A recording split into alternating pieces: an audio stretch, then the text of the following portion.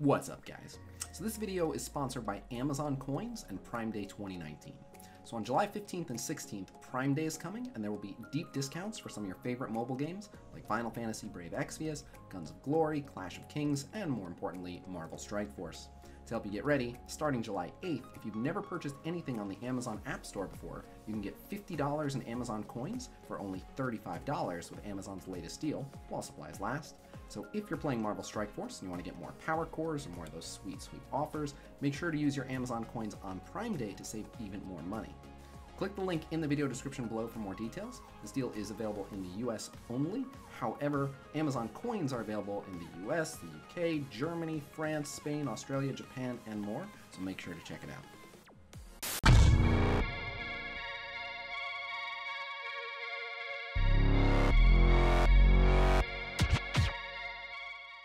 I don't want to watch your stupid video, just let me know what are the best tier 4 upgrades for power armor. Okay. Number 1, War Machine passive. Number 2, Vision basic. That's it. Yeah, well, what if I have Vision on another team? Well, then you should probably put Vision on power armor, but if for some reason you're not going to do that, I would use Merc Lieutenant, and I would put tier 4s on his special. What if my rescue's not strong enough? Well, in that instance, you want to use Merc Lieutenant, and you want to put tier 4s on his special. What's up, guys? You asked for it, you got it. Today we are breaking down the best tier 4 ability upgrades for the power armor team, so let's get into it. Alright, we're going to start off looking at Rescue. So Rescue's basic, when you add tier 4s, adds 20% damage to the primary target and 20% damage to the target it chains to. This is a mess.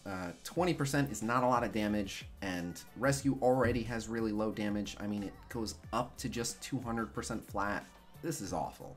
So for me, this is a clear 1-star. Do not upgrade this. Alright, looking at Rescue's special, another disaster here. It adds a flat 1000 barrier when you use the special, which is once every 6 turns, by the way. So I don't know if you guys have seen the previous Orange Essentials videos, but I mentioned in one of the previous ones, on average, late game, your standard basic attack does anywhere between like 15,000 and 30,000 damage, so an extra 1,000 shielding isn't really ever going to save anyone from anything, and it doesn't scale. It's just a flat 1,000, so again, this is really terrible for me. This is a clear 1-star. Alright, looking at Rescue's ult, it goes from clearing 4 negative effects from self and all allies to clearing all negative effects from self and all allies. I mean, there's just not much to this. So the first thing is, power armor usually wins their match by the end of turn 2. So there's usually not a lot of time for these things to matter, and it's very rare in the first 2 turns that they will take enough debuffs to where clearing 4 of them off everyone will miss an important debuff that you still needed to cleanse. So every once in a while that happens, but it's very, very rare. So for that reason, for me, this is a 2-star. Alright, now we're looking at Rescue's passive. So this changes quite a few things. Firstly, on spawn, the extra barrier they get, it gives 500 flat, but it does give an extra 5% of Rescue's max health, which is something. It also gives an extra 500 flat barrier whenever someone drops below 50%. It also gives Rescue an extra 5% max health, and it gives everyone on power armor an extra 5% max health. So this is actually decent. It's not super essential, and it's not an amount of health that's going to make a huge difference pretty often, but again, for the extra 5% barrier on spawn, and then both Rescue and the rest of the power armor team gaining an extra 5% max health because they have such high armor, that's not bad. So for me, this is a 3-star. Alright, now we're going to look at Iron Man. So for the Iron Man basic, giving it tier 4s increases the damage that it does to up to 2 adjacent targets by 60%. So 60% extra damage is decent, however, this is only to targets that it chains to, which is only a 30% chance of happening. And considering how low of an impact Iron Man's basic will have when it comes to the power armor team being all about their front-loaded combo, this is just not that important. So it's only going to proc 30% of the time. Usually it won't happen at all in a given match. So for me, this is a 1-star. Alright, now we're looking at Iron Man's special. So adding tier 4s gives it an extra 20% damage. If Captain America is an ally, it gives an extra 30% damage. Now, typically when you're running power armor, Captain America shouldn't be an ally. He's not the worst option ever, but I think there's a few better choices ahead of him. So mainly you're looking at an extra 20% damage. Now, because AoEs are the thing for this team, it's not terrible, and it is unavoidable, which is nice. Unavoidable meaning that even if Iron Man's blind, it'll still hit. Even if the enemy has evade, it will still hit. But at the end of the day, it's only 20% damage, and even though he has high base damage, that's not often going to be a deciding factor, so for me, this is just a 2-star. Alright, now we're looking at Iron Man's ultimate. So, adding tier 4 to this ability adds 60% damage. So, 60% damage is a decent upgrade, especially for Iron Man, who has really high base damage. However, this is just a single target nuke. He does probably have offense up, which means that it will do that extra oomph. However, in my experience, since I usually use this on turn 3 after a bunch of AoEs have gone off, usually it's more than enough damage to kill anyone or anything anyway, so it's certainly not a bad upgrade, but it isn't essential. So for me, this is a 3-star. Alright, and now we're looking at Iron Man's passive. If you add tier 4s to that, it gives an extra 5% crit chance. It does also give an extra 5% crit chance to any tech allies, which is going to be the entire power armor team. So, the extra crit isn't bad. It's only the difference of 1 in 20 turns getting that extra crit, but the extra crit, especially on like an AoE ability, can certainly be the difference between killing someone or narrowly killing someone, but because it's going to happen so infrequently, for me this is barely a 2-star. Alright, now we're going to look at War Machine. So if you look at the War Machine basic, adding tier 4s adds 20% damage. Now, because this hits primary and adjacent targets, I'll give it a little bit of a pass for not being a big damage upgrade, and considering how much extra damage War Machine gets in war, which is the main place that you're really going to rely on your power armor team, it's something, but at the end of the day, it's 20% even with his enhanced damage, so for me it's just a 2-star. Alright, now we're looking at the War Machine special. So the War Machine special changes a couple things. It changes the attack's damage itself, going from 80% piercing to 90% piercing, which is not a big upgrade. However, it changes it from hitting 2 to 3 times to always hitting 3 times. And then, of course, if Iron Man is an ally, it'll hit a 4th time. So, assuming that you do upgrade this so you're always getting 3 hits and Iron Man is an ally, because he should be, it's actually 10% 4 times, and it's piercing, so it's actually about a 40% damage increase, which is not bad on an ability that's going to hit multiple targets. So it's not that bad of an upgrade. It's not a massive amount of damage, but it's nice, especially because it's going to remove deflects and stuff every single time, and then get in some extra piercing damage in war.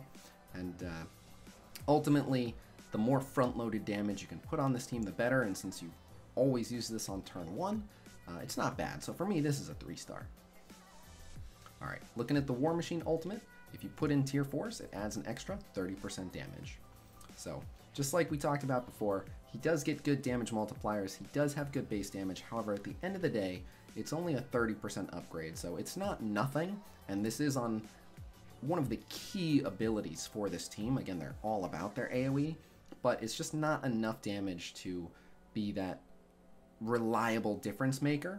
Most of the things that this is going to kill, it's going to kill anyway, and most of the things that it's not going to kill, it's not going to kill anyway, but because there's that little window in between, and because there's extra crit flying around on this team, for me this is a 3-star. Alright, now we're looking at the War Machine passive, and there's a lot to it. First things first, it changes the way the taunt applies. Instead of having a 50% chance to apply taunt when someone drops below half health, now it's a guaranteed application of taunt when someone drops below half health. In addition, if Iron Man is an ally, it increases crit damage by 10%, but most importantly, in war, it gives War Machine an extra 10% damage, and that's modifying his base damage. So that's really the big part of this. The taunt is kind of a blessing and a curse. Sometimes it'll force you to attack someone you didn't want to be attacking, but other times it'll guarantee that you're able to attack someone that you would rather be attacking than someone who was already taunting. But at the end of the day, an extra 10% base damage on an already super formidable blaster is a really big asset, and it definitely can make the difference in terms of letting loose a big AoE. So for that reason, I definitely have to give the nod to this one. This is a 4-star. All right, now we're looking at Falcon. So if you put tier 4s in a Falcon's basic, it adds 30% base damage. It also increases the amount of bonus damage he does by 10% if they have a positive effect, and in war, it'll add another 10% to the follow-up bonus attack that'll also happen. So in total, you can end up getting 50% extra damage out of this. However, it is reliant on them having positive effects, which is sometimes the case and sometimes not. And it is a bit war restricted, which is fine because that's really what this team is for. But at the end of the day, you're mainly looking at a 30 or 40% damage increase on the basic, and that's pretty standard. So for that, I give it 2 stars.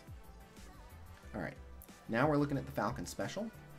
Putting tier 4s on this ability guarantees an extra flat 5% turn meter for everyone. So some people seem to think this makes a bigger difference than it does. Don't get me wrong, anytime you can gain extra speed, it's good, but this team tends to finish off their opponents in like 2 to 3 turns. It's pretty quick. An extra 5% turn meter, so many turns have to go by, typically, for that to make the difference between going before someone that you would normally go afterward. So because it's just 5% and it has such a low window of opportunity for it to make any difference, for me, this is a 2-star. Alright, so now we're going to look at the Falcon ult. So when you put tier 4s in the Falcon ult, it adds 30% damage to the base attack, and then it adds an extra 20% piercing to primary and secondary attacks. Now there are some rare instances where this ends up making a big difference. However, it's not super essential because a lot of times Vision's ult is going to go first and he's going to wipe a bunch of the buffs that the enemy has, so you're not going to get that many basic attacks. And because of all the other abilities that are flying around, like the War Machine special, there's not going to be that many enemies with that many buffs still standing. So while it is a really strong damage increase against enemies with a lot of buffs, because generally you're not going to be hitting enemies with too many buffs, it's still very strong. It's definitely one of the ones I would look at upgrading, but I can't quite call it essential. So for me, this is a strong 3-star. Alright, and finally, we're looking at the Falcon passive. The Falcon passive adds 5% block amount. So 5% block amount is not a big deal. However, he does have 25% block chance base and then 5% block chance per power armor ally. So he could be looking at an added 45% block chance, which is pretty good. So having that extra block amount when he does block isn't bad, considering that it's decently likely to proc. And generally speaking, on passives of this type, it's a very standard upgrade. So for that reason, it's a 2-star. Alright, now we're going to take a look at Vision, the unofficial 5th member of the Power Armor team. Hands down, I think Vision is the best choice for the 5th on the Power Armor team. He pretty much fixes every possible gap that they have as an offensive team. He makes them spawn with 2 turns of defense up on everyone, which is super useful in war, especially if you're going against a team that acts before you, or if you're spawning in with defense down or something like that.